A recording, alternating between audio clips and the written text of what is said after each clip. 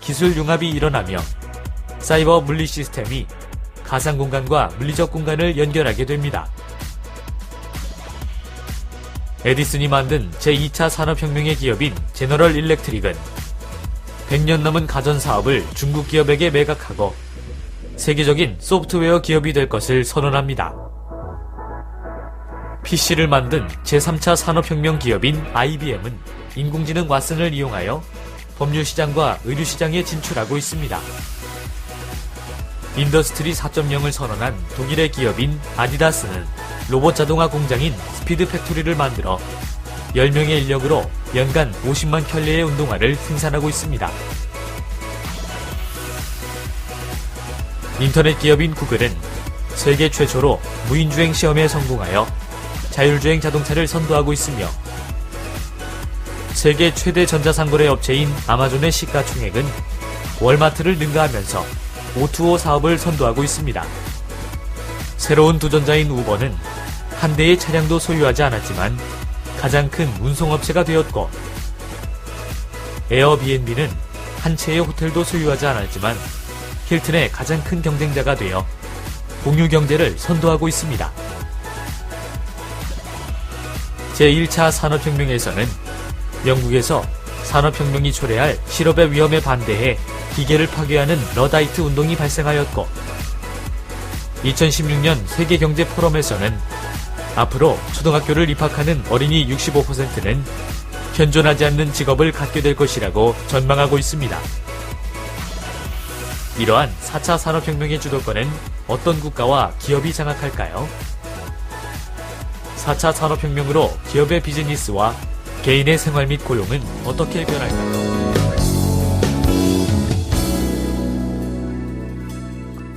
자, 이번 시간에는 4차 산업혁명의 의의에 대해서 같이 한번 살펴보도록 하겠습니다. 자, 일단 2011년도 독일 하노버 산업박람회에서요. 독일 정부가 제시한 인더스트리 4.0이라는 개념에 기인했다고 보시면 되겠습니다. 자, 이 인더스트리 4.0은요. 첫 번째가 그 스마트 팩토리라고 해서 스마트 공장을 구현시키자는 것이고요. 자, 두 번째가 그 사이버 피지컬 시스템, CPS라고 해서 가상 시스템하고 물리적 시스템. 가상 시스템은 주로 이제 우리 정보통신 기술 쪽을 얘기하는 것이고, 물리적 시스템이라는 건 이제 우리 전통적인 어떤 공장이라든가 이런 걸 보시면 되는데, 그럼 전통적인 공장에 어떤 정보통신 기술을 집어넣어서 어떤 새로운 융합 과정을 펼치자는 게 바로 CPS라고 합니다. CPS에 대해서는 저희가 이제 본론에 가서 나중에 자세히 설명드릴 겁니다. 또한 그 인더스트리 4.0은 커스터마이제이션이라고 해서 전통적인 제조는 동일한 물건을 대량 생산하면서 어떻게 더 많이 생산할 건지에 초점을 맞췄다면, 인더스트리 4.0은 어떤 그 고객들의 어떤 개인화에 맞춤 생산 방식을 추구하게 되는데요. 이런 걸 우리가 커스터마이제이션이라고 합니다. 이런 내용들을 구축시키자는 게 바로 인더스트리 4.0이고, 여기서 기인한 게 우리가 말하는 4차 산업혁명이다라고 보시면 되겠습니다. 자, 그러면 그 산업혁명의 그동안의 발전 과정을 다시 한번 살펴보면요. 우리가 처음에 이제 산업혁명이다 그러면 증기로 인해서 발생한 1차 산업혁명을 산업혁명이라고 얘기했던 것이죠. 자, 그러다가 2차 산업혁명을 그 촉발시킨 바로 촉매가 전기라고 보시면 되고요. 자, 3차 산업혁명이 컴퓨터라고 본다면 지금 우리가 논의하고 있는 4차 산업혁명의 핵심 기술은 융합, 그죠? 융합. 정보통신 기술과 기존의 어떤 제조업 간의 융합이 바로 4차 산업혁명의 키워드, 기술이라고 보시면 되겠습니다. 자, 그러면 그동안의 산업혁명을 다시 한번 쭉 우리가 한번 살펴보면요. 자, 1차 산업혁명은 1784년도에 그 영국의 증기기관이 발견되면서 그 출발하게 되고요. 이 증기기관으로 인해서 그 수공업이 아닌 기계 생산이 가능하게 됩니다. 자, 이러한 1차 산업혁명을 출발시킨 영국이 결국은 경제 주도권을 잡고요. 그래서 영국을 세계의 공장이다 이렇게 일컫기까지 한 겁니다. 자, 또한 이 1차 산업혁명의 기회를 잘 이용해서 굉장히 갑부가 된 사람들이 바로 철도왕 밴더빌트하고요. 철광왕 카네기라고 보시면 될 것 같습니다. 자, 2차 산업혁명의 주도 국가는 미국이라고 보시면 되는데요. 자, 1870년에 출발했다고 보시면 되고, 2차 산업혁명의 핵심 기술이 이제 전기하고요. 그 다음에 이제 자동차를 만들 때 등장한 컨베이어 벨트라고 보시면 되겠습니다. 그럼 이제 전기와 컨베이어 벨트로 인해서 대량 생산이 가능하게 되고요. 이때 나오는 이제 그 통신 기술이 전화기나 또는 TV라고 보시면 될 것 같고요. 그럼 2차 산업혁명의 주도 국가는 이제 미국이 되었다고 보시면 되겠죠. 자, 또한 그 2차 산업혁명을 통해서 또 굉장히 부자가 된 사람들이 석유왕 록펠러하고 자동차왕 포드다라고 보시면 될 것 같아요. 자, 3차 산업혁명의 출발은 자, 1969년이라고 보시면 되고요. 핵심 기술은 반도체, 컴퓨터, 인터넷이라고 보시면 되겠습니다. 자, 이 3차 산업혁명을 주도한 국가가 이제 미국 년도에 기원을 뒀다고 보시면 되고요. 현재 4차 산업혁명의 주도 국가는 독일과 미국이라고 보시면 되겠습니다. 자, 4차 산업혁명의 핵심 키워드는 그 ICT라는 정보통신기술하고 전통적인 제조, 이 둘의 융합이라고 보시면 되고요. 이 4차 산업혁명으로 인해서 앞으로 제조업은 자동화될 거다, 이렇게 예측이 됩니다. 또 4차 산업혁명의 대표적인 핵심 기술이 IoT라는 사물 인터넷 기술이라고 보시면 될 것 같아요. 자, 그러면 4차 산업혁명을 이끌어가는 대표적인 기업들이 누가 있을까? 우리 그 화면을 보시면 뭐 제너럴 일렉트릭, IBM, 지멘스, 구글, 아마존, 우버, 소프트뱅크 뭐 이런 기업들이 굉장히 현재 4차 산업혁명을 주도하고 있는 기업들이라고 보시면 되는데, 우리 나중에 본론 수업 시간에 들어가서 조금 더 자세히 여러분들하고 살펴볼 예정입니다. 자, 그럼 이런 4차 산업혁명의 대표적인 주도 기업 중에 하나가 그 GE라는 제너럴 일렉트릭인데요. 자, GE는 잘 아시다시피 그 전기를 발명한 에디슨이 만든 기업입니다. 그러니까 2차 산업혁명의 주도 기업이라고 보시면 되겠죠. 자, 그럼 GE가 그동안 2차나 3차 산업혁명을 통해서 굉장히 성장한 기업인데, 그 100년 넘게 그 사업해오던 가전사업, 특히 냉장고 부분, 냉장고를 만든 기업이 GE인데요. 이 냉장고 사업을 더 이상 하지 않고 중국 기업인 하이얼에 매각을 하게 됩니다. 대신에 GE는 4차 산업혁명의 새로운 기술 쪽으로 이동하기 시작하는데요. 그래서 2020년까지 세계 10대 소프트웨어 기업이 될 거라고 선언을 하게 됩니다. 그러니까 GE가 바로 이런 엄청난 변신을 하게 됐고요. 또 4차 산업혁명을 통해서 진단한 그 대표적인 또 현상이 세계 경제 포럼이라는 곳에서 2016년도에 다음과 같이 진단을 하게 됩니다. 자, 이러한 4차 산업혁명의 영향으로 자, 앞으로 초등학교에 입학할 어린이의 65%는 현재 존재하지 않는 직업을 갖게 될 거라는 것이죠. 자, 앞에서 보시는 것처럼 1차 산업혁명에서 증기가 발명이 되니까 증기가 발명이 되기 이전에 상상할 수 없었던 직업들이 발생을 하는 것처럼 마찬가지로 이런 4차 산업혁명을 통해서 더 많은 변화가 생길 거라는 건데요. 그럼 우리가 지금 겪어보지 못하는 그런 직업군들이 생긴다고 세계 경제 포럼에서는 진단을 하게 됩니다. 자, 또한 4차 산업혁명은 우리 고용에도 큰 영향을 줄 것인데요. 자, 한 예를 들면 여러분들 코닥이라는 기업을 아실 겁니다. 필름으로 굉장히 유명한 기업인데, 자, 2012년도 코닥이라는 기업이 이제 부도가 되는데요. 그 당시 그 종업원이 14만 명입니다.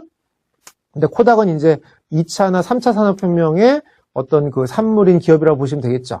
자, 이에 반해서 동일한 회계년도 2012년도에 그 페이스북이 인수한 인스타그램이라는 회사가 있었는데요.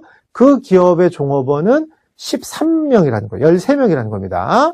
그러면 그 기존의 전통적인 산업은 14만 명의 어떤 종업원이 있었다면 앞으로 4차 산업혁명이 가져갈 고용의 행태는 인스타그램처럼 13명이 운영하는 어떤 이런 기업의 모습으로 변화가 되지는 않을까 이렇게 진단을 한다는 것이죠. 자, 그렇다면 자, 4차 산업혁명에서는 과연 어떤 현상들이 발생하는지 몇 가지 사례를 같이 한번 살펴보도록 하겠습니다. 자, 첫 번째가 스마트 공장인데요. 자, 스마트 공장의 대표적인 사례가 그 독일의 그 대표적인 기업 지멘스라고 보시면 될 것 같습니다. 자, 지멘스의 그 독일의 암베르크 공장 경우에는요. 자, 지난 25년 동안 공장 인원 1000명에는 변동이 없었습니다. 근데 스마트 공장을 구축한 이후에 생산성이 7.5배가 증가가 되고요. 그 다음에 100만 개당 결함 개수가 550개에서 12개로 감소를 시킵니다. 또 하루 데이터 처리 건수를 5,000건 하던 거를 5천만 건을 한다고 하니까 10,000배가 증가했다고 보시면 될 것 같아요. 화면에 보시는 그 그림이 그 지멘스 암베르크 공장인데요.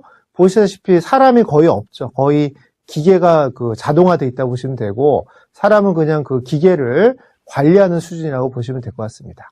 자, 스마트 공장의 또 다른 사례가 그 아디다스라는 신발 회사인데요. 자, 아디다스는 그 24년 만에 그 자기의 공장을 중국이나 베트남을 이전했던 거를 독일로 가져오게 됩니다. 1993년도에 그 운동화 생산 라인을 우리 중국이나 베트남을 이전했었는데 2017년도에 독일로 다시 가져오는데요. 자, 이렇게 해외로 나갔던 공장이 다시 그 본국으로 돌아온 현상을 리쇼어링 현상이라고 하는데, 그럼 분명히 중국이나 베트남이 그 제조 인건비가 그 저렴함에 불구하고 왜 그쪽에서 계속 생산하지 않고 독일로 다시 가져오느냐?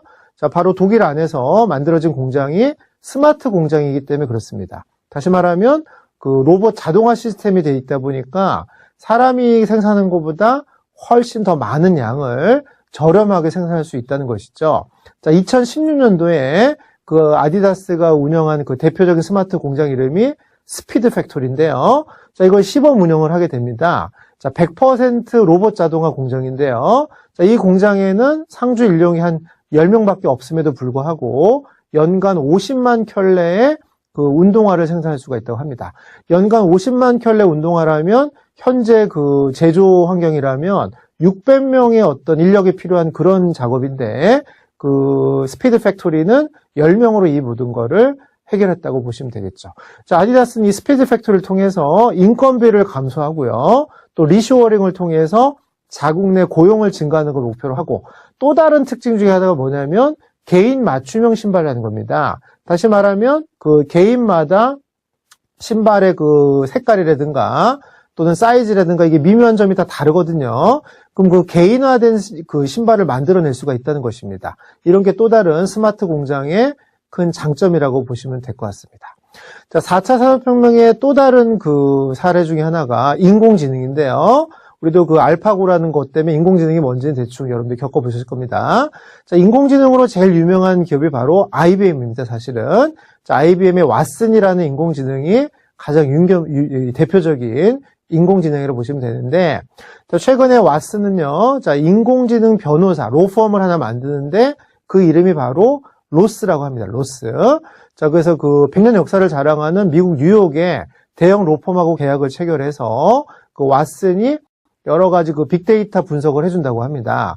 평상시에 변호사들은 자기 전체 시간의 30%를 그 해당되는 어떤 소송 준비, 자료 조사하는 데 쓴다고 하는데, 우리 왓슨의 가장 큰 장점이 뭐냐면 자연어를 이해한다는 거예요. 우리가 말하는 것 자체를 이해해서 그걸 가지고 그 빅데이터 분석을 해주는데, 빅데이터 분석 능력이 초당 10억 장이라고 하니까 1초에 10억 장의 법률 문서를 분석을 한다고 하니까, 그러니까 변호사가 이렇게 말만 해도 왓슨이 그걸 통해서 해당되는 어떤 그 소송 사건이라든가 관련 그 법률 그 해당되는 내용을 그 찾아다 줄 수가 있다는 것이죠. 자, IBM이 왓슨이 또 다른 인용하는 분야가 이제 헬스케어 분야인데요. 자, 변호사에만 조언을 해주는 게 아니라 의사, 이런 분들, 이 전문가들한테도 조언을 해준다고 합니다. 자, 미국 암센터에서 의사들에게 왓슨은 그 암 진단이라든가 또는 치료 방법에 대해서 조언을 해준다고 하는데요. 그 미국 종양학회에 따르면 왓슨의 이 의사에 대한 조언의 정확도가 90% 이상이라고 하기 때문에 인간 의사보다 훨씬 더 유능한 어떤 그 데이터를 가지고 있다고 보시면 될 것 같아요. 자, 이러한 그 AI, 인공지능의 기술로 발달로 앞으로 의사의 80%는 일자리가 또 없어질 거라고 하니까, 자, 이런 게 바로 4차 산업혁명이 가져올 여러 가지 변화들이라고 생각을 하시면 될 것 같습니다. 자, 이번에 또 다른 그 4차 산업혁명의 키워드가 빅데이터인데요. 자, 빅데이터의 또 대표적인 기업 중에 하나가 앞서 설명드린 제너럴 일렉트릭입니다. 자, GE는 제조업을 140년 가까이 해오고 있습니다만, 아까 설명드린 것처럼 전통적인 산업에서 벗어나서 소프트웨어 기업으로 벗어나겠다는 건데요. 자, 그러한 그 GE의 전략을 산업 인터넷이라고 합니다. 산업 인터넷의 개념은 나중에 본론에 가서 자세히 설명드리도록 하겠습니다. 자, 예를 들면 이런 개념입니다. 자, 과거에는 가스 터빈을 생산을 했습니다만, 앞으로는 가스 터빈을 생산한 것뿐만 아니라 거기에 센서를 달아서 그 터빈에서 발생한 여러 정보를 빅데이터를 분석을 해서 그 정보를 다시 고객한테 제공해 주면서 앞으로 어떻게 운영하는 게 더 효율적인지를 조언을 해주는 것이죠. 그럼 현재 그 가스터빈 쪽에서 발생한 이익의 75%가 제품 판매가 아닌 이런 데이터 분석, 소프트웨어 쪽에서 발생한다고 하니까, 그러니까 GE가 이제 자기가 소프트웨어 기업이 되겠다고 선언하는 것 자체가 이 납득이 된다고 보시면 되겠습니다. 자, 또 다른 빅데이터의 사례 중에 하나가 바로 타겟이라는 그 미국의 그 할인점인데요. 자, 이 미국의 할인점이 그 유아용품 할인 쿠폰을 그 고객들한테 발송을 했는데, 그 어떤 고등학생 딸을 가진 그 아버님이 갑자기 화가 나서 타겟에다가 전화를 했다는 거예요. 이 타겟이 어떤 그 할인 쿠폰을 발송했냐면 임신과 관련된, 그래서 임신을 했기 때문에 유아용품을 싸게 살 수 있겠다라고 이렇게 쿠폰을 보낸 겁니다. 근데 고등학생 딸이니까 왜 우리 고등학생 딸한테 이런 걸 보냈냐 이제 컴플레인을 했겠죠. 하지만 알고 보니까 이 고등학생 딸은 임신을 했었다는 거죠. 그럼 부모도 모르는 이런 임신 사실을 이런 할인 매장이 어떻게 알아냈느냐? 그동안의 그 쇼핑 습관을 가지고 빅데이터 분석을 한 겁니다. 최근에 이 고등학생 딸이 쇼핑한 내역을 보니까 로션을 사는데 향이 나지 않는 로션을 산다든가 또는 어떤 미네랄 영양소를 구매한다든가, 자, 이런 걸 취합해 보니까 이 사람은 임신할 확률이 높다는 거다 이렇게 판단이 돼서 그 고등학생 딸에게 출산용품을 추천하는 어떤 할인 쿠폰을 발송했던 것이죠. 이런 것들이 바로 빅데이터가 가져오는 어떤 현상들이라고 보시면 되겠습니다. 자, 4차 산업혁명의 또 다른 기술이 이제 로봇인데요. 자, 로봇을 또 잘 이용하는 기업 중에 하나가 그 아마존이라는 기업입니다. 아마존은 그 엄청난 그 물량의 물건을 움직이기 위해서 아마존 물류센터에 키바 로봇이라는 것을 설치하게 되는데요. 화면에 보시는 것처럼 맨 밑에 그 주황색 그 조그마한 그 로봇이 키바 로봇인데, 자, 이 물류센터 안에 15,000대를 설치하게 됩니다. 이 조그마한 로봇이지만 320kg의 선반을 시속 6.4km로 움직이는 그 기능을 할 수가 있고요. 화면 보시는 것처럼 조그만 키바 로봇들이 서로 그 부딪히지 않으면서 동선을 피해가면서 충돌 없이 작업을 할 수가 있다고 합니다. 이걸 만약에 사람이 작업을 했다면 인간이 그 320kg 선반을 움직일 수가 없죠. 근데 이 키바 로봇은 그걸 그 한 대가 320kg 선반을 움직이면서 어떤 그 접촉 없이도 빨리빨리 움직일 수 있는 게 어떤 작업의 효율성을 올릴 수 있다고 보시면 될 것 같습니다. 자, 4차 산업혁명의 또 다른 기술이 3D 프린팅인데요. 여러분들 그 자라라는 기업을 아실 겁니다. 자, 대표적인 SPA 기업인데요. 그 자라의 회장 아만시오 오르테가가 다음과 같이 얘기를 했다고 합니다. 자, 자라의 경쟁자라고 하면 우리가 유니클로나 H&M이라고 생각하겠지만 자라의 진정한 경쟁자는 3D 프린터라고 얘기를 했다는 겁니다. 왜냐하면 앞으로 3D 프린터가 보급화가 되면은 자, 소비자가 직접 자기 옷을 디자인을 해서 원하던 소재를 사용해서 직접해서 옷을 한 벌 제조할 수 있게끔 된다고 하니까, 그럼 현재 그 SPA 그룹을 이끄는 이 자라 입장에서 보면은 진짜 경쟁자는 3D 프린터라고 할 수가 있다는 것이죠. 자, 3D 프린팅의 또 다른 사례 중에 하나가 그 세계 1위 그 화장품 기업, 프랑스 기업인데요. 로레알이라는 기업인데요. 자, 이제 새로운 화장품을 만들려면 인공 피부가 필요하다고 합니다. 그럼 기존의 그 인공 피부를 사람한테서 채취하려면 그 다양한 인종 또는 다양한 연령대의 피부를 얻기가 힘들다고 하는데, 앞으로는 우리가 그 인공 피부도 3D 프린터로 활용이 가능하다고 하니까 이게 보급화가 되면은 그 피부 생산 속도도 증가하게 되고요. 또 정확성도 증가하게 되고 비용도 줄 수가 있다고 하니까 3D 프린팅이 이제 이 그 화장품 업종까지 영향을 준다고 보시면 될 것 같습니다. 또 다른 또 4차 산업혁명 현상 중에 하나가 자율주행입니다. 자율주행. 자, 자율주행의 또 대표적인 선도 그룹이 구글인데요.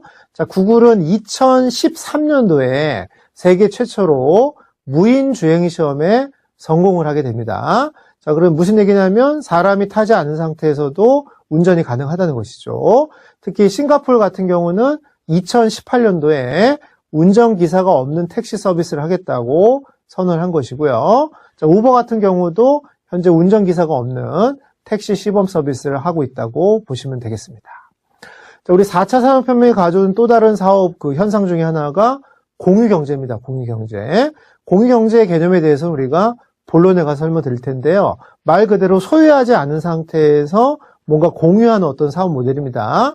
자, 한 대의 차량도 소유하지 않았지만 가장 큰 운송업체를 운영하는 게 바로 우버죠. 우버. 또 마찬가지로 한 대의 호텔을 소유하지도 않았지만 힐튼에 버금가는 큰 숙박업체가 된 기업이 바로 에어비앤비라는 기업입니다. 자, 이들이 추구하는 사업 모델이 바로 공유경제고요. 공유경제 비즈니스가 되기 위해서는 4차 산업혁명이라는 어떤 이런 기술이 뒷받침돼야 된다고 보시면 되겠습니다. 자, 그럼 지금까지는요, 4차 산업혁명의 의의에 대해서 살펴봤고요. 자, 앞으로 우리 진행할 과정의 전체적인 목차에 대해서 여러분들하고 간단하게 살펴보도록 하겠습니다. 자, 1차 시는 지금 보신 4차 산업혁명의 의의에 대해서 살펴본 것입니다. 자, 2차 시, 다음 시간에는 4차 산업혁명의 영향, 어떤 영향들을 받고 있는지, 특히 산업 구조면하고 노동시장 면에 대해서 같이 살펴볼 거고요. 3차 시에서는 4차 산업혁명의 현황, 자, 4차 산업혁명이 발생하면서 리쇼어링 현상이라든가 이런 현상이 어떻게 발생을 했고 또 각 나라들은 어떤 식의 접근을 하고 있는지를 살펴보도록 하겠습니다. 자, 4차 시에서는 4차 산업혁명의 기술에 대해서 살펴볼 텐데요. 특히 앞에 설명드린 스마트 공장, 또 CPS라는 이런 개념에 대해서 같이 살펴보도록 하겠습니다. 자, 5차 시, 6차 시에서는 독일의 4차 산업혁명에 대해서 살펴보도록 할 겁니다. 독일의 어떤 정부 정책뿐만 아니라 지멘스라든가 보쉬와 같은 그런 기업들의 사례를 통해서 독일이 어떻게 4차 산업혁명을 준비하고 있는지를 살펴볼 것이고요.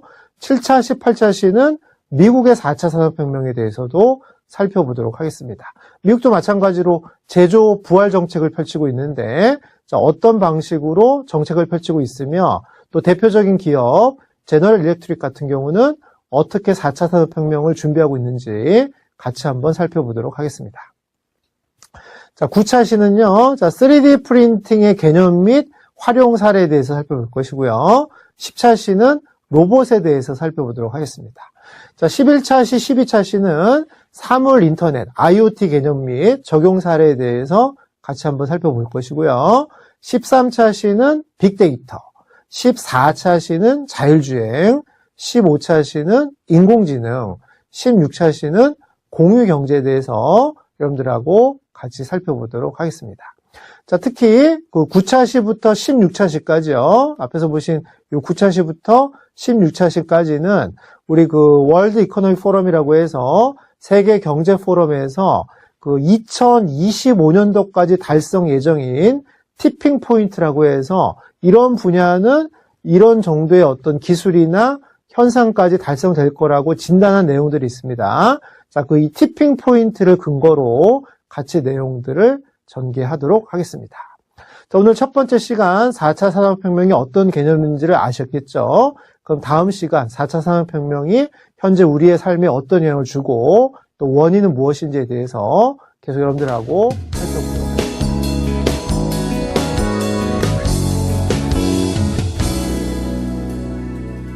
자, 이번 시간에는 4차 산업혁명이 가져올 산업 구조의 변화 및 노동시장의 변화에 대해서 같이 살펴보도록 하겠습니다.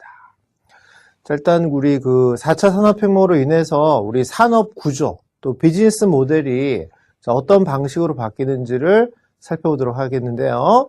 가장 뚜렷한 변화 중에 하나가 첫 번째가 여러분들 화면에 보시는 것처럼 매스 커스터마이제이션이라고 해서 소비자 맞춤형 대량 생산 체제가 될 수밖에 없다는 것이 첫 번째 그 변화라고 보시면 되겠습니다.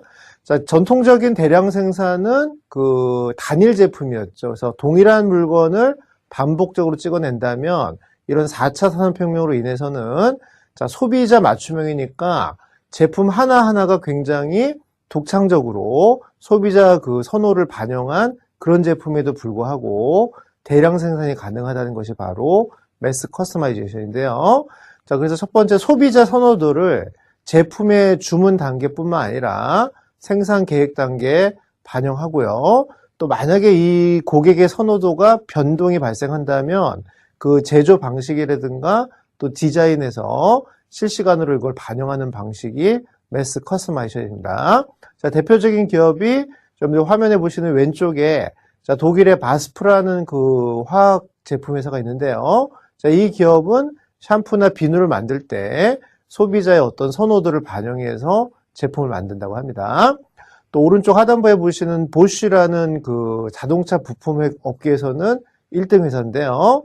자, 자동차 부품 회사의 고객은 바로 자동차 회사겠죠. 그럼 그 자동차 제조 회사들의 어떤 선호도를 반영해서 그 자동차 그 완성차 회사가 원하는 다양한 부품을 제조한다고 보시면 되고요. 자, 상단부에 보시는 BMW 같은 경우도 마찬가지로 3D 프린팅 기술을 이용해서 자, 소비자가 원하는 디자인에 맞춰가지고 그 자동차를 만들어준다고 하니까 자, 이런 것들이 바로 4차 산업혁명이 가져올 매스 커스터마이제이션 현상이라고 보시면 될 것 같습니다. 자, 매스 커스터마이제이션은 극단적으로 얘기를 하면 자, 배치 사이즈 1시대라고 할 수가 있는데요. 다시 말하면 한 사람만을 위한 제품이 만들어질 수도 있다 이렇게 보시면 되겠습니다. 자, 왜냐하면 그 이렇게 개인화된 제품에 대해서 우리 고객들은 한 5%에서 20% 정도의 프리미엄, 다시 말하면 가격을 더 지불할 의사가 있다는 것입니다. 그래서 전통적인 우리 그 산업의 법칙 중에 하나가 파레토 법칙이라는 게 있죠. 자, 파레토 법칙에 의하면 그 상위 20% 제품이 전체 매출액의 80%를 차지하기 때문에 그래서 어떻게 하면 상위 20% 제품을 잘 만들어낼 거냐 이게 전통적인 산업 구조라면 그 하단부에 보시는 그 크리스 앤더슨이라는 분이 만든 롱테일의 법칙에 의하면 그 ICT 발전이나 물류 혁신으로 자, 80%의 맞춤형 제품이 매출의 상당 부분 기여할 것이라는 것이죠.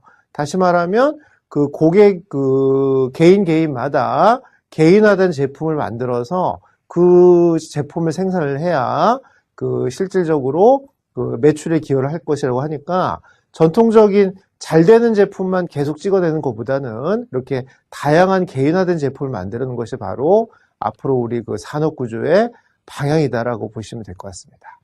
자, 그 대표적인 예가 이제 첫 번째 보시면 그 나이키라는 신발 회사는요. 자, 최근에 그 자기의 인터넷 사이트에서 주문을 받는데 고객이 원하는 여러 가지 그 옵션을 선택하게 만들어서 그 고객만을 위한 세상에서 단 하나뿐인 어떤 운동화를 주문 제작하는 방식으로 그 마케팅을 하고 있습니다. 그럼 여러분들이 소비자라 하더라도 자, 이런 신발을 구입하는 데 있어서 기존의 어떤 표준화된 제품보다 한 20%의 가격을 더 지불할 용의가 있다는 것이 이 그 앞에서 설명드린 그 트렌드라고 보시면 되고요. 자, 두 번째 오른쪽 화면에 보시면 자, 초코마이즈라는 회사인데요. 자, 여기도 마찬가지로 초콜릿 제품을 단 한 사람을 위해서 제작을 한다는 것이에요. 물론 다양한 그 선택을 하겠죠, 소비자가. 그럼 이 초콜릿 같은 경우는 여러분들이 어떤 기념일이나 이런 때 많이 사용을 하기 때문에 그때 어떤 단 하나만인 초콜릿을 한다면 당연히 이것도 소비자 입장에서는 프리미엄을 지불할 용의가 있다고 보시면 되겠습니다. 자, 독일의 바이레라는 제약회사는요, 자, 그 약통에다가 그 위치 추적 정보를 설치해서 환자가 그 약통을 개방한 이후부터 얼마 단계로 투약을 하고 있는지 약을 복용하고 있는지 찾아내서 환자에게 어떤 그 건강 조언도 해준다든가 자, 이런 식의 어떤 상품을 개발한다고 하니까 그럼 그 약통은 또 그 환자만을 위한 어떤 그 약통이 된다고 볼 수가 있겠습니다. 자, 이런 현상들이 바로 매스 커스터마이제이션이고요.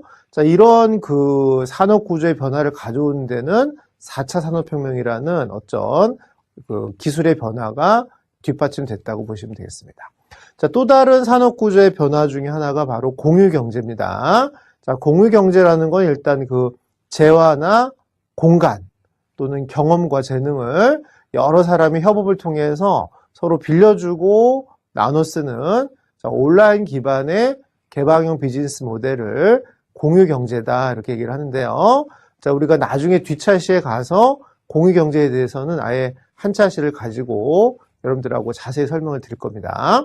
자, 공유 경제의 가장 대표적인 기업이 왼쪽에 보시면 우버라는 기업이고요. 오른쪽은 에어비앤비라는 기업인데요. 자, 두 기업의 특징은 그 자동차를 소유하거나 호텔을 소유하지 않은 기업인데, 이 우버는 현재 그 자동차 제조회사, 뭐 GM이라든가 이런 회사보다 기업 가치가 더 올라가 있고요. 에어비앤비도 마찬가지로 힐튼과 같은 그 전통적인 호텔 그 비즈니스 회사랑 거의 유사한 정도의 어떤 기업 가치를 갖는다고 하니까, 자, 이런 것이 바로 공유 경제고요. 이런 공유 경제를 또 만들어내는 그 뒷받침에는 4차 산업혁명이라는 기술의 발전이 있다고 보시면 되겠습니다. 자, 세 번째가 그 온 디맨드 경제라고 해서요. 자, 온 디맨드는 말 그대로 수요자가 원하면 즉시 제품을 제공해주는 그런 경제 활동을 바로 온 디맨드 경제라고 합니다. 자, 이런 건 우리가 이제 모바일 기술이나 자, IT 인프라가 잘 구축이 되었기 때문에 발생한 현상인데요. 자, 온 디맨드의 대표적인 사례가 화면에 보시는 것처럼 자, 아마존닷컴이라는 회사에서 만든 대쉬라는 그 아이템인데요. 자, 대쉬는 보시는 것처럼 그 세탁기 앞에다가 살짝 부착을 시켜놓고 세탁기를 사용하다 보면 제일 필요한 게 뭐예요? 그쵸? 세제죠, 세제. 그럼 타이드란 세제를 그 버튼을 딱 누르면 즉시 아마존이 해당되는 타이드 제품을 그 고객에다가 배달을 해준다는 것이죠. 그래서 우리가 그 예를 들면 그 세제를 구입하려면 전화를 하거나 쇼핑을 하거나 어쨌든 인터넷 사이트를 뒤져서 주문을 해야 되는데 세탁을 하다가 그 중간에 세탁기 버튼을 하나 누르면 즉시 배달을 해줄 수 있는 배송 시스템이 바로 아마존닷컴의 대쉬라는 버튼인데요. 자, 이런 것들이 바로 온 디맨드 경제 그 플랫폼이라고 보시면 되겠습니다. 자, 이런 것도 마찬가지로 4차 산업혁명이 가져오는 대표적인 우리 산업 구조의 변화라고 보시면 될 것 같아요. 자, 또 다른 변화가 바로 플랫폼이라는 그 용어 많이 들어보실 텐데요. 자, 플랫폼이라는 거의 정확한 정의는 자, 공급자가 있고 수요자가 있으면 자, 이들이 같이 참여해서 공정한 거래를 통해서 자기가 얻고자 하는 가치를 서로 교환할 수 있는 어떤 일종의 시장, 장터라고 보셔도 될 것 같은데 자, 이런 환경 문화를 플랫폼이라고 보시면 되겠습니다. 그럼 이런 4차 산업혁명이 진행되면서 또 이런 플랫폼을 이용한 사업 모델이 급속도로 증가하고 있고요. 자, 이걸 통해서 품질도 좋아지고 가격도 저렴해지는 현상들이 생기는데 대표적인 그 플랫폼 업체가 왼쪽은 또 방금 설명드린 아마존닷컴인 기업이고요. 자, 오른쪽은 그 애플이죠, 애플. 그래서 애플은 그 스마트폰을 통해서 앱이라는 어떤 플랫폼을 어떤 형성을 통해서 그 사업을 발생시켰다고 보시면 되겠습니다. 자, 이러한 것들이 바로 4차 산업혁명을 통해서 여러 가지 기업들이 그 사업을 하는 비즈니스 모델이라든가 산업 구조를 변경시키고 있다고 보시면 될 것 같습니다.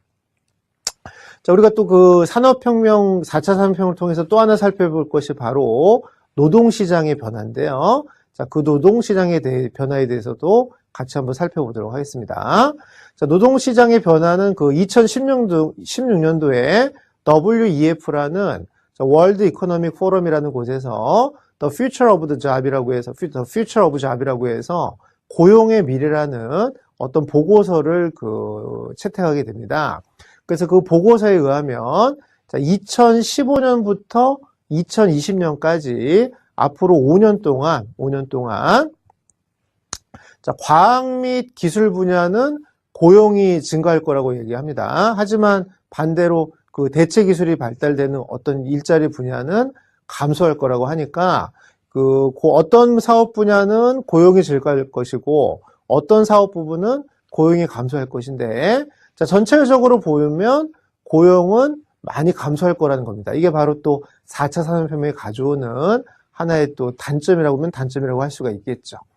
자, 그래서 이 Future of Job이라는 그 보고서에 의하면요, 선진국이나 신흥국 다 합쳐가지고 15개국을 분석해 보니 앞으로 향후 5년 동안 200만 개의 일자리가 창출이 될 거라고 예측을 했고요.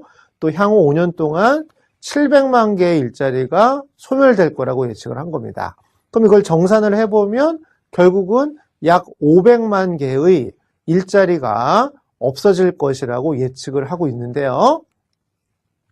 자, 그러면 과연 어떤 산업이 고용이 많이 감소하고 어떤 산업이 고용이 증가할 것인지 그 보고서를 좀 자세히 들여다보도록 하겠습니다.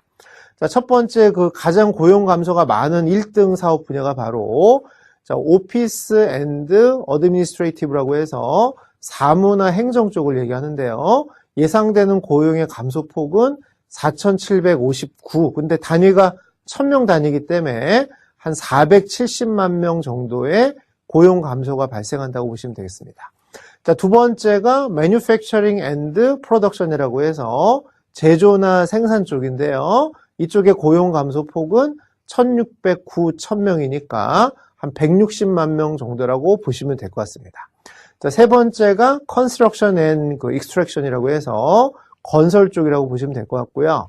자, 49만 7천 명 정도가 고용이 감소할 거라고 예상을 한 겁니다. 자, 네 번째 분야가 이제 디자인, 스포츠, 미디어 분야인데요. 이쪽은 한 15만 1,000명 정도를 예측하고 있고요. 마지막이 법률 쪽 분야는 10만 9천 명 정도의 향후 5년 동안의 고용 감소가 예상된다라고 보고서는 얘기를 하고 있습니다. 자, 이에 반해서 반대로 고용이 증가하는 사업 분야도 있겠죠. 이 부분도 우리가 한번 자세히 살펴보도록 하는데요. 첫 번째 분야가 비즈니스 앤드 파이낸셜 오퍼레이션이라고 해서 이런 재무 운영 쪽, 재무를 담당하신 분들의 고용폭은 늘어날 거라고 보는데요. 그 폭이 그다지 크지는 않습니다. 49만 2천 명 정도로 예측을 하고 있고요. 자, 두 번째가 매니지먼트, 경영 쪽입니다. 경영 쪽. 경영 쪽은 41만 6천 명 정도의 고용이 증가할 거라고 또 예측을 하고 있습니다. 자, 세 번째가 컴퓨터나 이제 수학 쪽인데요. 이쪽 분야의 고용 예상 증가폭은 40만 5천 명 정도로 예측하고 있고요. 네 번째가 건축 분야. 건축 분야는 33만 9천 명 정도의 고용 증가를 예상하고 있습니다. 마지막으로 세일즈, 영업과 관련된 부분은 30만 3천 명 정도가 그 고용이 증가할 거라고 예상한다. 이렇게 보시면 되니까 전체적으로 보면 단순 사무 행정 쪽의 고용은 많이 감소할 것 같고요. 경영이라든가 어떤 이런 컴퓨터 수학 쪽 분야는 고용이 많이 증가할 거라는 것이 향후 5년 동안에 노동시장에 어떤 변화를 가져올 그 상황이고 이 변화를 가져오는 주축이 되는 게 바로 지금 우리가 연구하는 4차 산업혁명의 어떤 그 결과물이라고 보시면 되겠습니다. 자, 또 다른 그 노동시장과 관련된 그 보고서를 하나 살펴보면요. The Future of Employment라고 해서 지금 보시면 그 미국, 이제 영국의 옥스포드 대학이라는 마틴 스쿨에서 자, 칼 베네딕트 프라이 교수하고 마이클 오스본 교수가 다음과 같은 또 그 연구 결과를 발표하는데요. 자, 과연 우리의 직업은 컴퓨터화에 얼마나 민감한가라는 어떤 보고서를 발표합니다. 자, 이 보고서에 의하면 자, 앞으로 기술 발전으로 인해서 20년 이내에 현재 존재하는 직업의 47%가 사라질 가능성이 크다. 이렇게 이제 발표를 하는데요. 자, 이것도 마찬가지로 4차 산업혁명의 결과라고 보시면 될 것 같은데, 그럼 어떤 직업이 사라질 것인지 또 이 옥스포드 보고서를 같이 한번 살펴보도록 하겠습니다. 자, 이 보고서 이름은 The Future of Employment입니다. 자, 이 보고서에 의하면 702개의 직업군을 대상으로 이제 검색을 해본 거예요. 그래서 이제 변수는 컴퓨터화 진행 속도, 그 다음에 임금, 그 다음에 그 필요한 학력이 무엇인지를 종합 분석을 해서 자, 컴퓨터로 대체될 가능성, 그 가능성을 0에서 1 사이 숫자로 표시를 하게 됩니다. 자, 그래서 1에 근접할수록 컴퓨터로 대체될 가능성이 높은 직업군이라고 보시면 되고요. 0에 근접할수록 컴퓨터로 대체될 가능성이 매우 낮은 직업군이다. 이렇게 보시면 되겠습니다. 자, 이 강의를 보시고 있는 분들도 자기 직업이 과연 어디에 해당되는지 같이 한번 그 관심을 갖고 살펴주시면 되겠습니다. 자, 그러면 그 지수가 좀 높은 그 직업군들이에요. 그래서 컴퓨터가 대체될 가능성이 높은 직업군인데요. 첫 번째가 텔레마케터라는 겁니다. 텔레마케터 지수는 0.99니까 굉장히 가능성이 높은 직군이라고 보시면 될 것 같고요. 그 다음에 이제 보험업계 중에 손해사정인 같은 경우는 0.98이 나왔습니다. 자, 스포츠 쪽에서는 심판을 이제 그 사람이 하지 말고 컴퓨터가 하자는 거죠. 그게 0.98이고요. 자, 부동산 중개는 0.97입니다. 자, 비서 같은 경우는 0.96이고요. 택시기사 같은 경우는 0.89 정도 되니까 이 옥스포드 보고서에 의하면 앞으로 이런 4차 산업혁명의 결과물로 점점 그 사라져갈 수 있는 직업군이 지금 화면에 보시는 이런 직업들이라고 보시면 될 것 같아요. 자, 우리가 1차 산업혁명, 2차 산업혁명, 3차 산업혁명이 들어오면서 없어지는 직업이 있고 또 부가가치가 올라간 직업들이 있었거든요. 그때 그러한 상황은 우리가 여러분들이 잘 판단을 잘 하시면 기회가 되는 것이고요. 그거에 대해서 대처를 잘못하면 위기가 될 수도 있는 것이기 때문에 자, 이러한 미래를 전망하는 보고서들을 잘 여러분들이 검토를 하셔서 여러분들이 어떤 역량을 개발한다든가 이럴 때 이제 여러분들이 많이 참고를 해주시면 고맙겠습니다. 자, 이에 반해서 그 Future of Employment에서 얘기하는 자, 대체가 가능성이 낮은 직군들입니다. 자, 0에 가까운 직군들이죠. 첫 번째가 레크레이션을 활용한 치료 전문가가 그 지수가 0.0028이니까 거의 컴퓨터 대체 가능성이 없는 직업이라고 보시면 되고요. 두 번째가 안무가입니다. 안무가는 0.004자. 그죠? 아무리 로봇이 발달해도 그 춤을 춘다든가 뭐 이런 거는 일단 사람을 대체할 수 없다 보는 것이죠. 자, 세 번째, 내과나 외과 의사는 0.0042로 지표가 나왔고요. 네 번째, HR, Human Resource Manager 쪽은 0.0055가 나왔습니다. 자, 컴퓨터 시스템 분석과 같은 경우는 0.0065가 나오고요. 세일즈 매니저 같은 경우는 0.0013이라는 것입니다. 전문 경영인 같은 경우는 0.01호니까 앞에서 아까 설명드린 그 보고서와 옥스포드 보고서가 많이 다르지가 않죠. 그래서 그 앞으로 예상하는 노동의 미래가 거의 그 예측하는 보고서마다 조금 유사성을 갖는다고 보시면 될 것 같아요. 자, 아까 설명드린 것처럼 이러한 노동시장의 변화는 여러분들이 잘 파악을 하셔야 되는 게 19세기 그 산업혁명이 들어올 때 그때 그 실업이 되는 직군들이 있었겠죠. 자, 그래서 그 해당되는 실업이 되는 직군들, 그 영국의 방직기가 보급을 하다 보니까 그 제조 직공의 실업이 발생합니다. 그래서 기계가 우리들의 일자리를 빼앗는다고 해서 기계를 막 부수는 운동이 그때 활발했었는데요. 그걸 우리가 이제 러다이트 운동이라고 합니다. 자, 기계가 보급이 되면 산업화가 되고, 자, 그러면 실제로는 새로운 일자리도 창출이 되지만 지금처럼 없어진 그 직업들도 생긴다는 것이죠.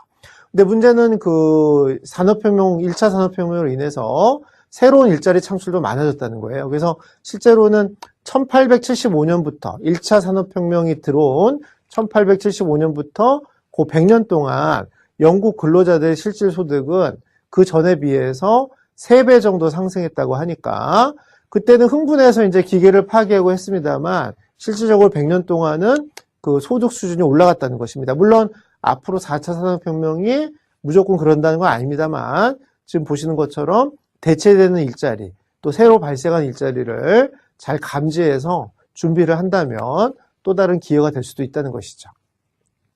자, 그럼 현재 우리 노동시장에서 얼만큼 그 컴퓨터나 로봇이 우리를 대체하고 있는지를 몇 가지 사례를 같이 한번 살펴보도록 하겠습니다. 첫 번째가 그 일본의 스시 로봇이라는 게 있는데요. 자, 그 일단 그 일본의 그 가장 유명한 스시 체인점이 구라스시라는 이 체인점이 있는데요.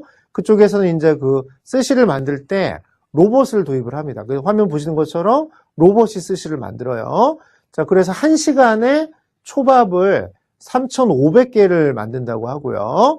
자, 그래서 가격을 한 접시당 100엔 정도로 책정을 해서 일본 같은 경우 스시가 굉장히 비싸죠. 근데 그거를 이제 접시당 100엔 정도를 부과하다 보니 낮은 가격으로 소비자들한테 제공할 수 있다 보니까 불경기임에도 불구하고 큰 인기를 가졌다고 하니까 이게 대표적인 현재 그 4차 산업혁명을 통해서 로봇이 발달돼서 노동시장을 대체하는 어떤 사례 중에 하나입니다. 자, 또 다른 사례 중에 하나가 바로 로봇 저널리즘인데요. 자, 미국의 LA 타임즈 같은 경우는 사람이 기사를 안 쓰고 로봇이 지진이 발생한 속보 기사를 써서 온라인에다가 게재를 했는데 그 게재된 시간이 지진 발생한 1분 만에 기사를 만들어서 8분 만에 온라인에 게재를 했다고 합니다. 자, 그래서 그 내용도 살펴보니까 사람이 쓴 거하고 거의 흡사할 정도로 기사를 썼다고 하니까 마찬가지로 이런 속보 기사도 마찬가지로 지금 보시는 것처럼 로봇이 대체될 가능성이 크다는 것이죠.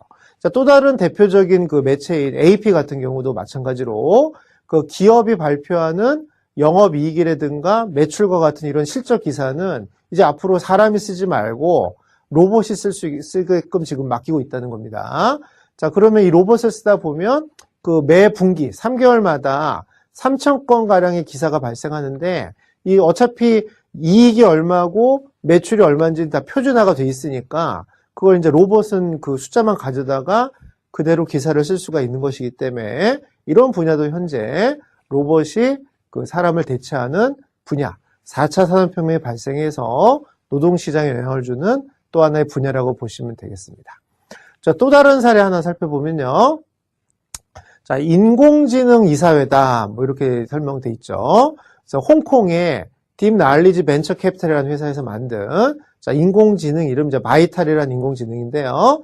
자, 말 그대로 인공지능인데 어떤 그 이사회 임원으로 들어가서 본인이 여러 가지 의사결정을 할 수가 있다는 겁니다. 그래서 이 인간과 마찬가지로 이사회에 들어가서 한 표의 투표권을 행사하고 또 여러 가지 그 생명과학이라든가 이런 분야와 관련된 의사결정을 하게끔 한다고 하니까 그러니까 이런 전문적 경영의 전문성이 있는 이사인 경우에도 마찬가지로 이 인공지능이 대체하고 있다고 보시면 되겠죠.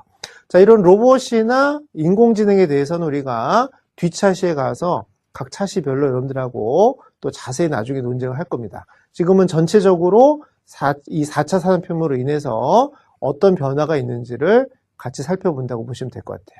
그래서 이번 차시에서는요, 자, 4차 산업혁명이 발생함으로써 우리 산업구조, 자, 매스 커스터마이제이션이라든가 공유경제라든가 온 디맨드 이런 방식의 어떤 산업의 변화가 생긴다는 걸 살펴봤고요.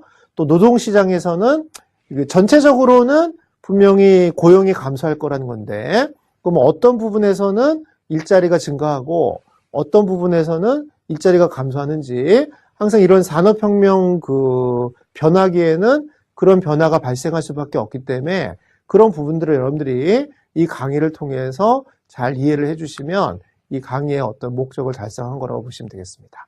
자, 그럼 이번 시간에는 4차 산업혁명이 가져올 산업 구조의 변화, 또 노동시장의 변화에 대해서 여러분들하고 같이 살펴봤습니다. 뉴노멀은 시대 변화에 따라 새롭게 부상하는 표준을 의미하며 일반적으로 2008년 세계금융위기 이후 등장한 새로운 세계경제 질서를 의미합니다. 금융위기를 기점으로 선진국뿐만 아니라 빠르게 성장하던 신흥국들도 성장률이 둔화되어 세계경제가 저성장, 저금리, 저물가, 고실업, 정부 부채 증가, 규제 강화의 시대에 돌입한 것을 말합니다. 세계 금융위기 이전까지 꾸준하게 3% 이상의 성장을 해왔던 미국 등 선진국의 경제 질서인 올드노멀과 대비되는 것이지요. 2000년대 중반 이후 선진국 정부들은 글로벌 금융위기 등을 겪으면서 제조업의 가치에 다시 주목하고 기업 복귀를 견인하는 리쇼어링을 외치기 시작했습니다. 대표적으로 미국의 오바마 정부는 일자리 대책의 일환으로 리쇼어링 정책을 강하게 펼쳐왔습니다. 오바마 정부는 유턴 기업에 대해 2년간 설비 투자 세제 감면 등 지원책을 제시했으며 제조업체에는 25%의 우대세율을 적용했습니다. 세계 주요국들이 4차 산업혁명의 주도권을 잡고자 총력을 기울이고 있습니다. 미국은 첨단제조 파트너십, 일본은 산업재흥 플랜으로 4차 산업혁명 핵심 분야 육성에 나섰습니다.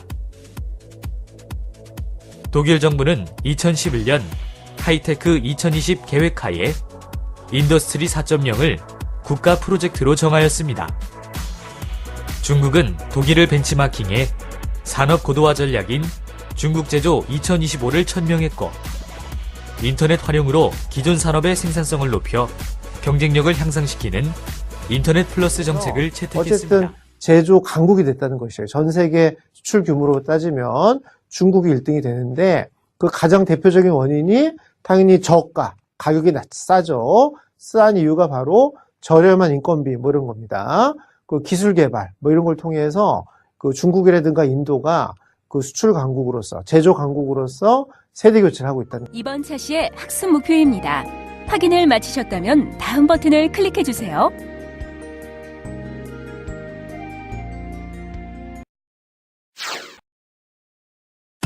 나이키는 인터넷에 접속한 일부 소비자 요구에 맞춘 나만의 운동화를 만들어 팝니다.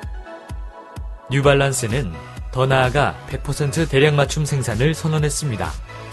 스마트 공장을 구축한 후 고객 맞춤형 대량 생산이 가능해진 것입니다. 고객들은 자신만을 위해 특별히 제작된 제품을 원하므로 고객의 요구를 충실히 반영해 신속히 제품을 출시하는 기업이 시장을 선점하고 경쟁력을 좌우하는 시대가 된 것입니다. 2016년 세계경제포럼은 일자리의 미래라는 보고서에서 올해 초등학교에 입학하는 어린이들의 약 65%는 현존하지 않는 새로운 직업을 얻어 일하게 될 것이며, 이러한 변화의 원인은 4차 산업혁명이라고 지적했습니다. 보고서는 2020년까지 4차 산업혁명으로 인해 총 710만 개의 일자리가 사라지고, 신기술이 새롭게 만들어낼 일자리는 210만 개이므로 일자리 가운데 500만 개 정도가 사라진다고 전망합니다. 사라지는 710만 개의 일자리 가운데 대부분은 사무직 및 관리 직종이며, 사무행정직에서 470만 개, 제조업 생산 160만 개, 건설 채광업 50만 개의 직업이 사라질 것으로 전망했습니다. 이러한 직업은 기계로 대체될 것입니다. 반면 재무관리에서 50만 개, 매니지먼트에서 41만 개, 컴퓨터 및 수학에서 40만 개, 건설공학에서 34만 개, 판매 관련 분야에서 30만 개의 일자리가 새로 만들어질 것으로 전망하고 있습니다.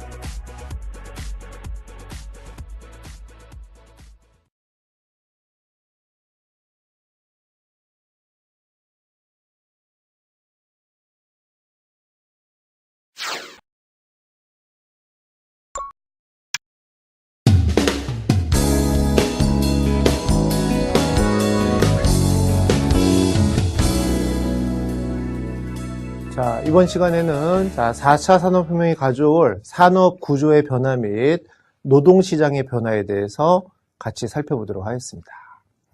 자, 일단 우리 그 4차 산업혁명으로 인해서 우리 산업 구조 또 비즈니스 모델이 어떤 방식으로 바뀌는지를 살펴보도록 하겠는데요. 가장 뚜렷한 변화 중에 하나가 첫 번째가 여러분들 화면에 보시는 것처럼 매스 커스터마이제이션이라고 해서 소비자 맞춤형 대량 생산 체제가 될 수밖에 없다는 것이 첫 번째 그 변화라고 보시면 되겠습니다. 전통적인 대량 생산은 그 단일 제품이었죠. 그래서 동일한 물건을 반복적으로 찍어낸다면 이런 4차 산업혁명으로 인해서는 소비자 맞춤형이니까 제품 하나하나가 굉장히 독창적으로 소비자 그 선호를 반영한 그런 제품에도 불구하고 대량 생산이 가능하다는 것이 바로 매스 커스터마이제이션인데요. 자, 그래서 첫 번째 소비자 선호도를 제품의 주문 단계뿐만 아니라 생산 계획 단계에 반영하고요. 또 만약에 이 고객의 선호도가 변동이 발생한다면 그 제조 방식이라든가 또 디자인에서 실시간으로 이걸 반영하는 방식이 매스 커스터마이제이션입니다. 자, 대표적인 기업이 좀 화면에 보시는 왼쪽에 독일의 바스프라는 그 화학 제품 회사가 있는데요. 이 기업은 샴푸나 비누를 만들 때 소비자의 어떤 선호도를 반영해서 제품을 만든다고 합니다. 또 오른쪽 하단부에 보시는 보쉬라는 그 자동차 부품 업계에서는 1등 회사인데요. 자, 자동차 부품 회사의 고객은 바로 자동차 회사겠죠. 그럼 그 자동차 제조 회사들의 어떤 선호도를 반영해서 그 자동차 그 완성차 회사가 원하는 다양한 부품을 제조한다고 보시면 되고요. 자, 상단부에 보시는 BMW 같은 경우도 마찬가지로 3D 프린팅 기술을 이용해서 자, 소비자가 원하는 디자인에 맞춰가지고 그 자동차를 만들어준다고 하니까 자, 이런 것들이 바로 4차 산업혁명이 가져올 매스 커스터마이제이션 현상이라고 보시면 될 것 같습니다.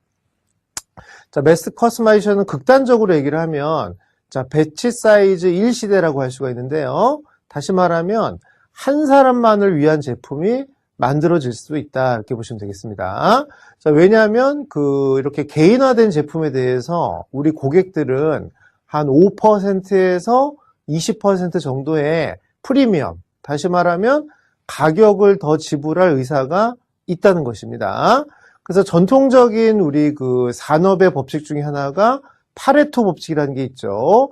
자, 파레토 법칙에 의하면 그 상위 20% 제품이 전체 매출액의 80%를 차지하기 때문에 그래서 어떻게 하면 상위 20% 제품을 잘 만들어낼 거냐 이게 전통적인 산업 구조라면 그 하단부에 보시는 그 크리스 앤더슨이라는 분이 만든 롱테일의 법칙에 의하면 그 ICT 발전이나 물류 혁신으로 자, 80%의 맞춤형 제품이 매출의 상당 부분 기여할 것이라는 것이죠.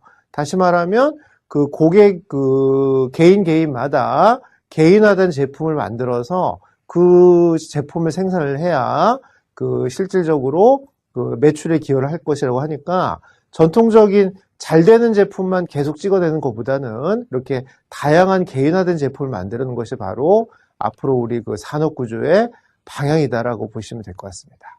자, 그 대표적인 예가 이제 첫 번째 보시면 그 나이키라는 신발 회사는요. 자, 최근에 그 자기의 인터넷 사이트에서 주문을 받는데 고객이 원하는 여러 가지 그 옵션을 선택하게 만들어서 그 고객만을 위한 세상에서 단 하나뿐인 어떤 운동화를 주문 제작하는 방식으로 그 마케팅을 하고 있습니다. 그럼 여러분들이 소비자를 하더라도 자, 이런 신발을 구입하는 데 있어서 기존의 어떤 표준화된 제품보다 한 20%의 가격을 더 지불할 용의가 있다는 것이 이 그 앞에서 설명드린 그 트렌드라고 보시면 되고요. 자, 두 번째 오른쪽 화면에 보시면 자, 초코마이즈라는 회사인데요. 자, 여기도 마찬가지로 초콜릿 제품을 단 한 사람을 위해서 제작을 한다는 것이에요. 물론 다양한 그 선택을 하겠죠, 소비자가. 그럼 이 초콜릿 같은 경우는 여러분들이 어떤 기념일이나 이런 때 많이 사용을 하기 때문에 그때 어떤 단 하나만인 초콜릿을 한다면 당연히 이것도 소비자 입장에서는 프리미엄을 지불할 용의가 있다고 보시면 되겠습니다. 자, 독일의 바이레라는 제약회사는요, 자, 그 약통에다가 그 위치 추적 정보를 설치해서 환자가 그 약통을 개방한 이후부터 얼마 단계로 투약을 하고 있는지, 약을 복용하고 있는지 찾아내서 환자에게 어떤 그 건강 조언도 해준다든가, 자, 이런 식의 어떤 상품을 개발한다고 하니까, 그럼 그 약통은 또 그 환자만을 위한 어떤 그 약통이 된다고 볼 수가 있겠습니다. 자, 이런 현상들이 바로 매스 커스터마이제이션이고요. 자, 이런 그 산업 구조의 변화를 가져오는 데는 4차 산업혁명이라는 어떤 그 기술의 변화가 뒷받침됐다고 보시면 되겠습니다. 자, 또 다른 산업 구조의 변화 중에 하나가 바로 공유 경제입니다. 자, 노동시장의 변화에 대해서 같이 살펴보도록 하겠습니다. 자, 일단 우리 그 4차 산업혁명으로 인해서 우리 산업 구조 또 비즈니스 모델이 어떤 방식으로 바뀌는지를 살펴보도록 하겠는데요. 가장 뚜렷한 변화 중에 하나가 첫 번째가 여러분들 화면에 보시는 것처럼 자, 매스 커스터마이제이션이라고 해서 자, 소비자 맞춤형 대량 생산 체제가 될 수밖에 없다는 것이 첫 번째 그 변화라고 보시면 되겠습니다. 자, 전통적인 대량 생산은 그 단일 제품이었죠. 그래서 동일한 물건을 반복적으로 찍어낸다면 이런 4차 산업혁명으로 인해서는 자, 소비자 맞춤형이니까 제품 하나하나가 굉장히 독창적으로 소비자 그 선호를 반영한 그런 제품에도 불구하고 대량 생산이 가능하다는 것이 바로 매스 커스터마이제이션인데요. 자, 그래서 첫 번째 소비자 선호도를 제품의 주문 단계뿐만 아니라 생산 계획 단계에 반영하고요. 또 만약에 이 고객의 선호도가 변동이 발생한다면 그 제조 방식이라든가 또 디자인에서 실시간으로 이걸 반영하는 방식이 매스 커스터마이제이션입니다. 자, 대표적인 기업이 좀 화면에 보시는 왼쪽에 자, 독일의 바스프라는 그 화학 제품 회사가 있는데요. 자, 이 기업은 샴푸나 비누를 만들 때 소비자의 어떤 선호도를 반영해서 제품을 만든다고 합니다. 또 오른쪽 하단부에 보시는 보쉬라는 그 자동차 부품 업계에서는 1등 회사인데요. 자, 자동차 부품 회사의 고객은 바로 자동차 회사겠죠. 그럼 그 자동차 제조 회사들의 어떤 선호도를 반영해서 그 자동차 그 완성차 회사가 원하는 다양한 부품을 제조한다고 보시면 되고요. 자, 상단부에 보시는 BMW 같은 경우도 마찬가지로 3D 프린팅 기술을 이용해서 자, 소비자가 원하는 디자인에 맞춰가지고 그 자동차를 만들어준다고 하니까 자, 이런 것들이 바로 4차 산업혁명이 가져올 매스 커스터마이제이션 현상이라고 보시면 될 것 같습니다. 자, 매스 커스터마이제이션은 극단적으로 얘기를 하면 자, 배치 사이즈 1시대라고 할 수가 있는데요. 다시 말하면 한 사람만을 위한 제품이 만들어질 수 있다 이렇게 보시면 되겠습니다. 자, 왜냐하면 이렇게 개인화된 제품에 대해서 우리 고객들은 한 5%에서 20% 정도의 프리미엄, 다시 말하면 가격을 더 지불할 의사가 있다는 것입니다. 그래서 전통적인 우리 그 산업의 법칙 중에 하나가 파레토 법칙이라는 게 있죠. 자, 파레토 법칙에 의하면 그 상위 20% 제품이 전체 매출액의 80%를 차지하기 때문에 그래서 어떻게 하면 상위 20% 제품을 잘 만들어낼 거냐 이게 전통적인 산업 구조라면 그 하단부에 보시는 그 크리스 앤더슨이라는 분이 만든 롱테일의 법칙에 의하면 그 ICT 발전이나 물류 혁신으로 자, 80%의 맞춤형 제품이 매출의 상당 부분 기여할 것이라는 것이죠. 다시 말하면 그 고객 그 개인마다 개인화된 제품을 만들어서 그 제품을 생산을 해야 그 실질적으로 그 매출에 기여를 할 것이라고 하니까 전통적인 잘 되는 제품만 계속 찍어내는 것보다는 이렇게 다양한 개인화된 제품을 만드는 것이 바로 앞으로 우리 그 산업 구조의 방향이다라고 보시면 될 것 같습니다. 자, 그 대표적인 예가 이제 첫 번째 보시면 그 나이키라는 신발 회사는요.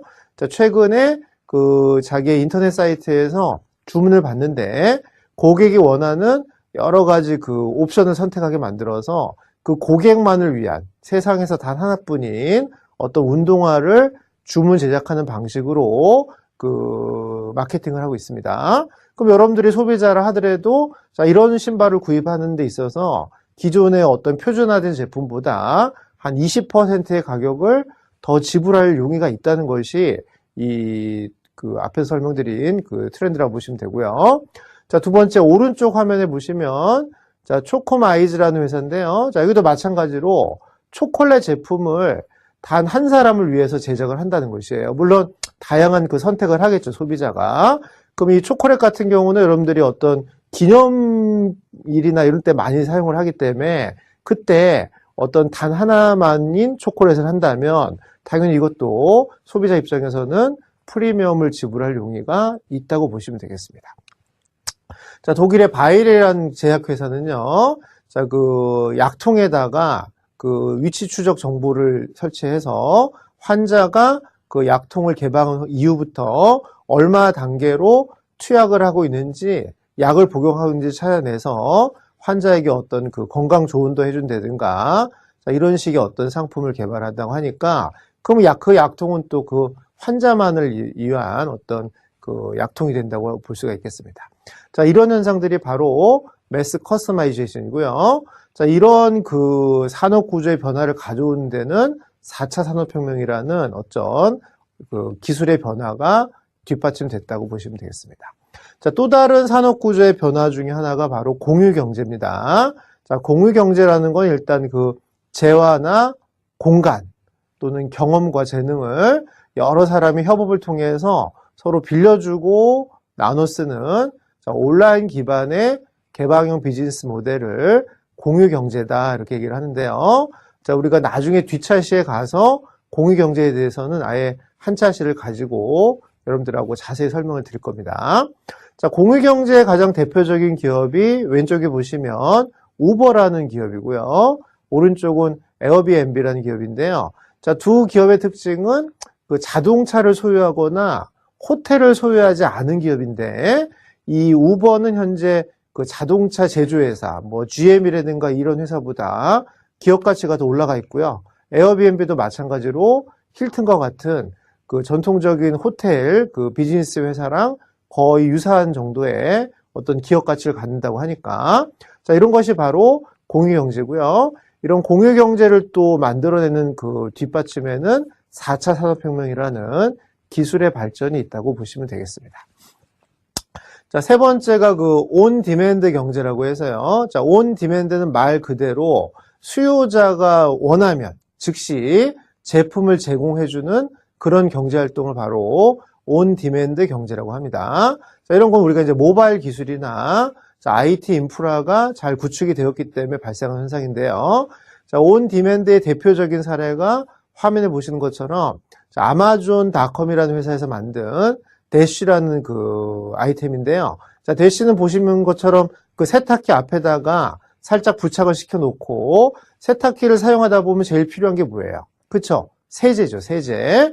그럼 타이드란 세제를 그 버튼을 딱 누르면 즉시 아마존이 해당되는 타이드 제품을 그 고객에다가 배달을 해준다는 것이죠. 그래서 우리가 그 예를 들면 그 세제를 구입하려면 전화를 하거나 쇼핑을 하거나 어쨌든 인터넷 사이트를 뒤져서 주문을 해야 되는데, 세탁을 하다가 그 중간에 세탁기 버튼을 하나 누르면 즉시 배달을 해줄 수 있는 배송 시스템이 바로 아마존닷컴의 대쉬라는 버튼인데요. 자, 이런 것들이 바로 온 디맨드 경제 그 플랫폼이라고 보시면 되겠습니다. 자, 이런 것도 마찬가지로 4차 산업혁명이 가져오는 대표적인 우리 산업 구조의 변화라고 보시면 될 것 같아요. 자, 또 다른 변화가 바로 플랫폼이라는 그 용어 많이 들어보실 텐데요. 자, 플랫폼이라는 거의 정확한 정의는, 자, 공급자가 있고 수요자가 있으면, 자, 이들이 같이 참여해서 공정한 거래를 통해서 자기가 얻고자 하는 가치를 서로 교환할 수 있는 어떤 일종의 시장, 장터라고 보셔도 될 것 같은데, 자, 이런 환경 문화를 플랫폼이라고 보시면 되겠습니다. 그럼 이런 4차 산업혁명이 진행되면서 또 이런 플랫폼을 이용한 사업 모델이 급속도로 증가하고 있고요. 자, 이걸 통해서 품질도 좋아지고 가격도 저렴해지는 현상들이 생기는데, 대표적인 그 플랫폼 업체가 왼쪽은 또 방금 설명드린 아마존닷컴인 기업이고요. 자, 오른쪽은 그 애플이죠, 애플. 그래서 애플은 그 스마트폰을 통해서 앱이라는 어떤 플랫폼을 어떤 형성을 통해서 그 사업을 발생시켰다고 보시면 되겠습니다. 자, 이러한 것들이 바로 4차 산업혁명을 통해서 여러 가지 기업들이 그 사업을 하는 비즈니스 모델이라든가 산업 구조를 변경시키고 있다고 보시면 될 것 같습니다. 자, 우리가 또 그 산업혁명, 4차 산업혁명을 통해서 또 하나 살펴볼 것이 바로 노동시장의 변화인데요. 자, 그 노동시장의 변화에 대해서도 같이 한번 살펴보도록 하겠습니다.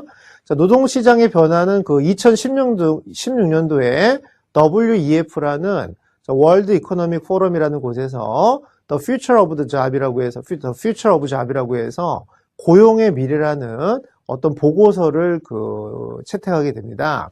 그래서 그 보고서에 의하면 2015년부터 2020년까지 앞으로 5년 동안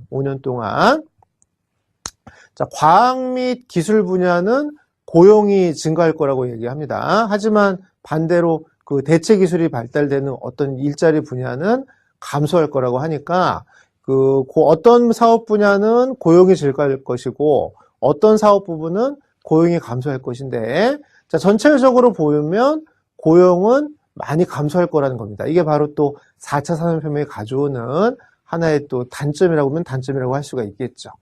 자, 그래서 이 Future of Job이라는 그 보고서에 의하면요, 선진국이나 신흥국 다 합쳐가지고 15개국을 분석해 보니 앞으로 향후 5년 동안 200만 개의 일자리가 창출이 될 거라고 예측을 했고요.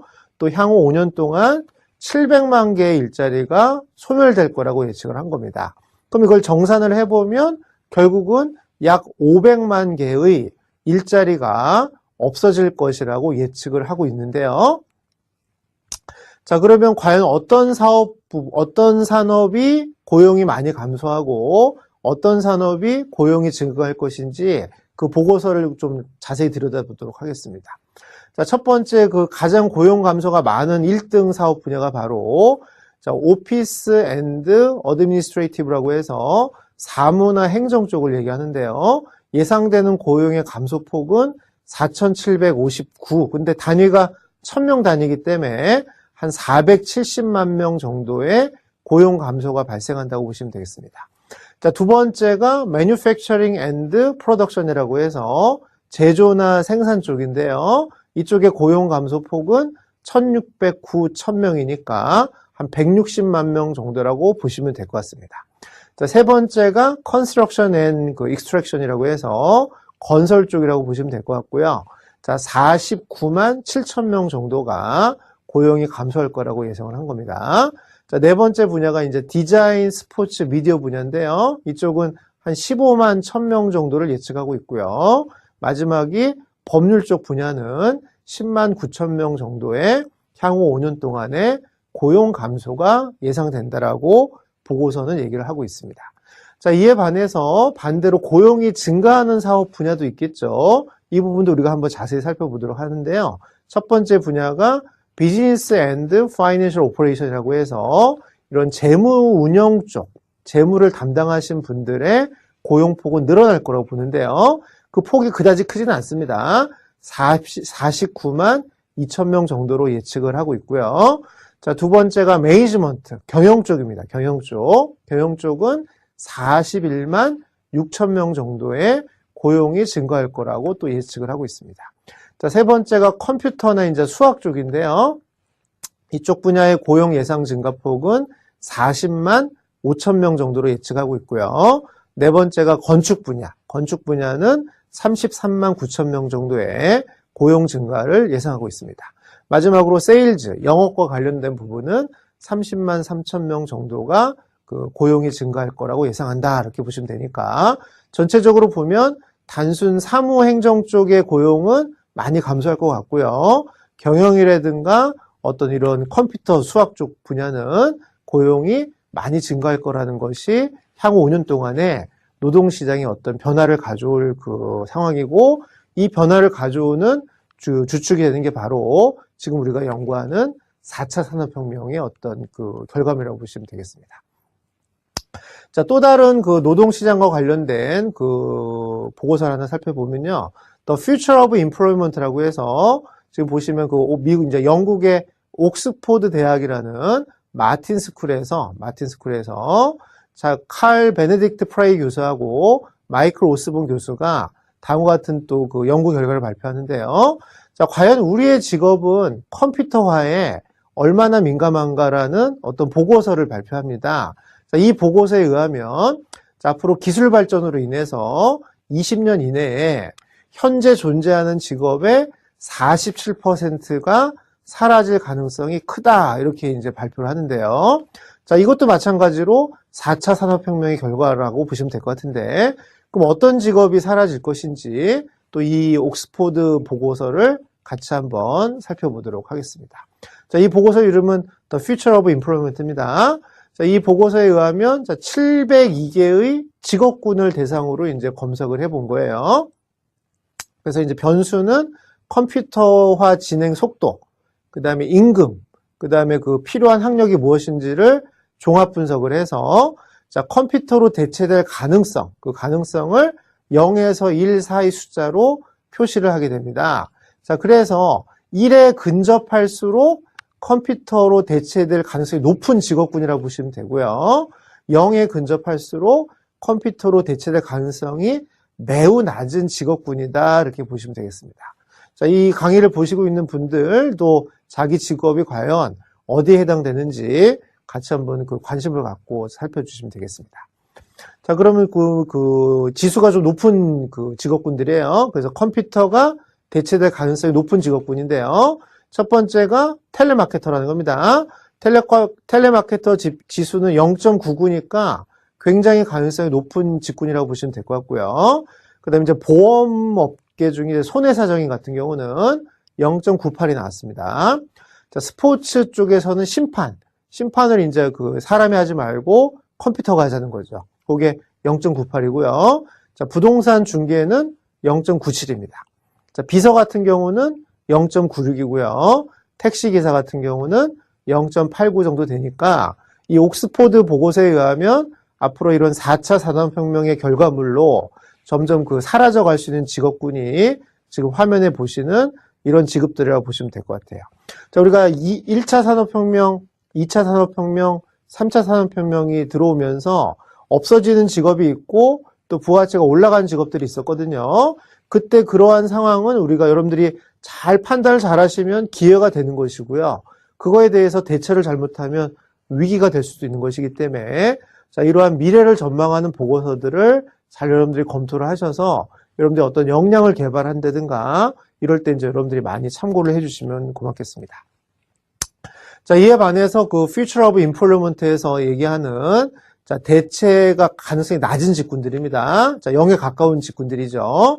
첫 번째가 레크레이션을 활용한 치료 전문가가 그 지수가 0.0028이니까 거의 컴퓨터 대체 가능성이 없는 직업이라고 보시면 되고요. 두 번째가 안무가입니다. 안무가는 0.004자. 그죠? 아무리 로봇이 발달해도 그 춤을 춘다든가 뭐 이런 거는 일단 사람을 대체할 수 없다 보는 것이죠. 자, 세 번째, 내과나 외과 의사는 0.0042로 지표가 나왔고요. 네 번째, HR, Human Resource Manager 쪽은 0.005가 나왔습니다. 자, 컴퓨터 시스템 분석가 같은 경우는 0.0065가 나오고요. 세일즈 매니저 같은 경우는 0.0013이라는 것입니다. 전문 경영인 같은 경우는 0.01호니까 앞에서 아까 설명드린 그 보고서와 옥스포드 보고서가 많이 다르지가 않죠. 그래서 그 앞으로 예상하는 노동의 미래가 거의 그 예측하는 보고서마다 조금 유사성을 갖는다고 보시면 될 것 같아요. 자, 아까 설명드린 것처럼 이러한 노동시장의 변화는 여러분들이 잘 파악을 하셔야 되는 게 19세기 그 산업혁명이 들어올 때 그때 그 실업이 되는 직군들이 있었겠죠. 자, 그래서 그 해당되는 실업이 되는 직군들, 그 영국의 방직기가 보급을 하다 보니까 그 제조 직공의 실업이 발생합니다. 그래서 기계가 우리들의 일자리를 빼앗는다고 해서 기계를 막 부수는 운동이 그때 활발했었는데요. 그걸 우리가 이제 러다이트 운동이라고 합니다. 자, 기계가 보급이 되면 산업화가 되고, 자, 그러면 실제로는 새로운 일자리도 창출이 되지만 지금처럼 없어진 그 직업들도 생긴다는 것이죠. 근데 문제는 그 산업혁명, 1차 산업혁명으로 인해서 새로운 일자리 창출도 많아졌다는 거예요. 그래서 실제로는 1875년부터 1차 산업혁명이 들어온 1875년부터 그 100년 동안 영국 근로자들의 실질 소득은 그 전에 비해서 3배 정도 상승했다고 하니까 그때는 흥분해서 이제 기계를 파괴하고 했습니다만 실질적으로 100년 동안은 그 소득 수준이 올라갔다는 것입니다. 물론 앞으로 4차 산업혁명이 무조건 그런다는 건 아닙니다만 지금 보시는 것처럼 대체되는 일자리 또 새로 발생한 일자리를 잘 감지해서 준비를 한다면 또 다른 기회가 될 수도 있다는 것이죠. 자, 그럼 현재 우리 노동시장에서 얼만큼 그 컴퓨터나 로봇이 우리를 대체하고 있는지를 몇 가지 사례를 같이 한번 살펴보도록 하겠습니다. 첫 번째가 그 일본의 스시 로봇이라는 게 있는데요. 자, 그 일단 그 일본의 그 가장 유명한 스시 체인점이 구라스시라는 이 체인점이 있는데요. 그쪽에서는 이제 그 스시를 만들 때 로봇을 도입을 합니다. 그래서 화면 보시는 것처럼 로봇이 스시를 만들어요. 자, 그래서 1시간에 초밥을 3,500개를 만든다고 하고요.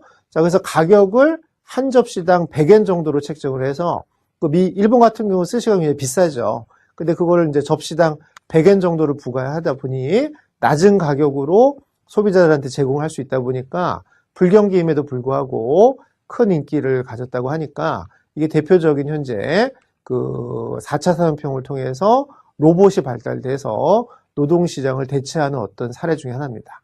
자, 또 다른 사례 중에 하나가 바로 로봇 저널리즘인데요. 자, 미국의 LA 타임즈 같은 경우는 사람이 기사를 안 쓰고 로봇이 지진이 발생한 속보 기사를 써서 온라인에다가 게재를 했는데 그 게재된 시간이 지진 발생한 1분 만에 기사를 만들어서 8분 만에 온라인에 게재를 했다고 합니다. 자, 그래서 그 내용도 살펴보니까 사람이 쓴 거하고 거의 흡사할 정도로 기사를 썼다고 하니까 마찬가지로 이런 속보 기사도 마찬가지로 지금 보시는 것처럼 로봇이 대체될 가능성이 크다는 것이죠. 자, 또 다른 대표적인 그 매체인 AP 같은 경우도 마찬가지로 그 기업이 발표하는 영업이익이라든가 매출과 같은 이런 실적 기사는 이제 앞으로 사람이 쓰지 말고 로봇이 쓰게끔 지금 맡기고 있다는 겁니다. 자, 그러면 이 로봇을 쓰다 보면 그 매 분기 3개월마다 3,000건 가량의 기사가 발생하는데 이 어차피 이익이 얼마고 매출이 얼마인지 다 표준화가 돼 있으니까 그걸 이제 로봇은 그 숫자만 가져다가 그대로 기사를 쓸 수가 있는 것이기 때문에 이런 분야도 현재 로봇이 그 사람을 대체하는 분야, 4차 산업혁명이 발생해서 노동시장에 영향을 주는 또 하나의 분야라고 보시면 되겠습니다. 자, 또 다른 사례 하나 살펴보면요.